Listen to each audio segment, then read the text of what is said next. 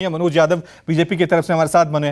मनोज जी, ये बीजेपी की थोड़ी माने कि टेंशन बढ़ गई है। पहले तो बस हमारे एक ही चेहरा है मोदी जी, बीजेपी सबसे बड़ी पार्टी है जी। लेकिन अब आपको भी अब चिंता होने लगी है अपने सहयोगियों की, गठबंधन की, इसलिए आपने तारीख भी वही तय कर दी जो विपक्षियों ने तय की है।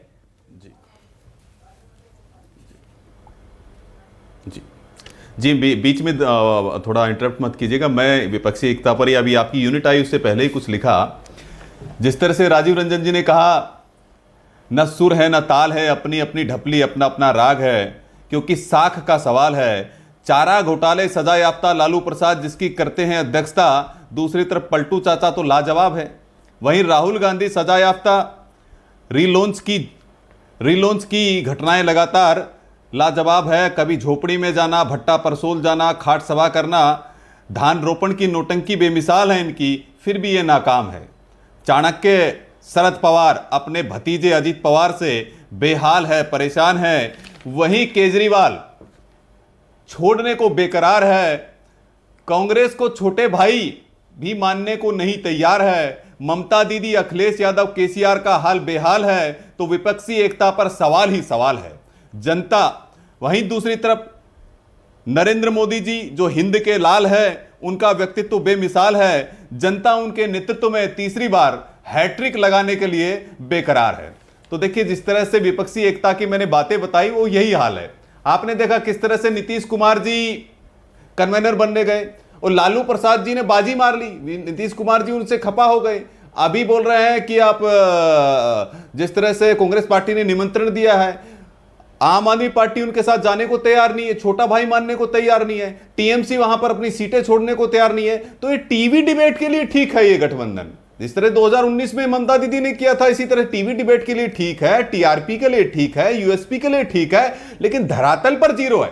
जहां तक भारतीय जनता पार्टी का सवाल है, भारतीय जनता पार्टी अपने कुनबे के साथ अगर जा रही है तो सेवा का संकल्प लेकर के जा रही है। ये लोग अगर जा रहे हैं तो केवल और केवल लूट मचाने के लिए, भ्रष्टाचार करने के लिए, ठगबंधन करने के लिए, अपने परिवार को बचाने के लिए, पुत्र पुत्री के अस्तित्व को बचाने के लिए जा रहे हैं। तो दोनों में बड़ा बेसिक अंतर है। देखिए, साख का भी सवाल है, अस्तित्व का सवाल है, लेकिन एक बात मैं स्पष्ट कर देता हूं कि इनकी गाड़ी पटरी पर चढ़ने वाली नहीं है।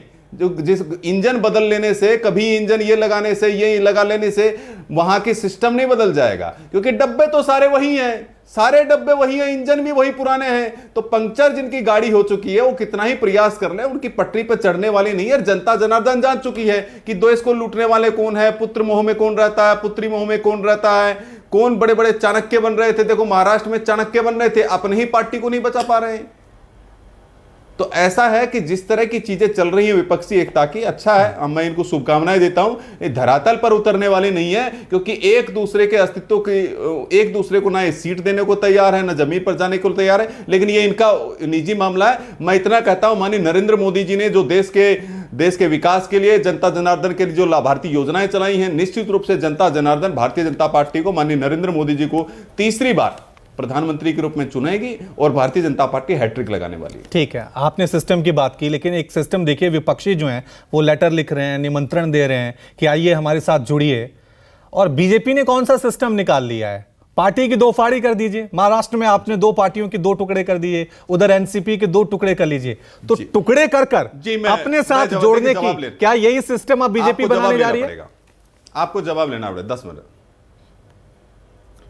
10 सेकंड में मुझे जवाब देने का मौका दीजिए। जब शरद पवार जी 1978 में वसंत दादा पाटिल की सरकार को गिनाते हैं तो वो चाणक्य बन जाते हैं।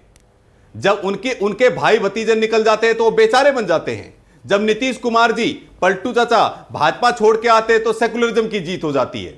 जब शिवसेना के साथ में आप सरकार बनाते हैं तो बोलते हैं सेकुलरिज्म की जीत हो गई है। भाजपा को जब भाजपा सरकार बनाती है तो वो सेकुलरिज्म हार गया है। ये कौन सा आपका डबल स्टैंडर्ड है?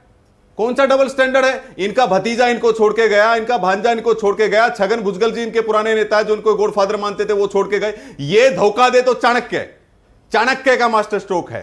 ये धोखा दे तो सेकुलरिज्म की जीत हो गई है। और अगर हमारी सरकार बनती है तो नहीं, और जब आप महबूबा मुफ्ती के साथ गठबंधन करते हैं, डबल स्टैंडर्ड है मनोज जी, जब आप महबूबा मुफ्ती के साथ गठबंधन करते हैं फिर वो कौन सा गठबंधन होता है? और जब दूसरे करते हैं तो आप कहते हैं कि ये राष्ट्र विरोधी ताकतों के साथ जुड़ रहे हैं, देश विरोधी ताकतें एक साथ जुड़ रही हैं। तो सत्ता के लिए सभी पार्टियां ही अपनाती हैं कि जब देखिए, अब जवाब लीजिए जी, आप जवाब लीजिए। जब जम्मू कश्मीर के हित में वो बात कर रही तो हम उनके गठबंधन के साथ में थे, जब वो उसके विरोध में खड़ी हुई तो गठबंधन तोड़ दिया। और ये फूफा लग रहा था क्या?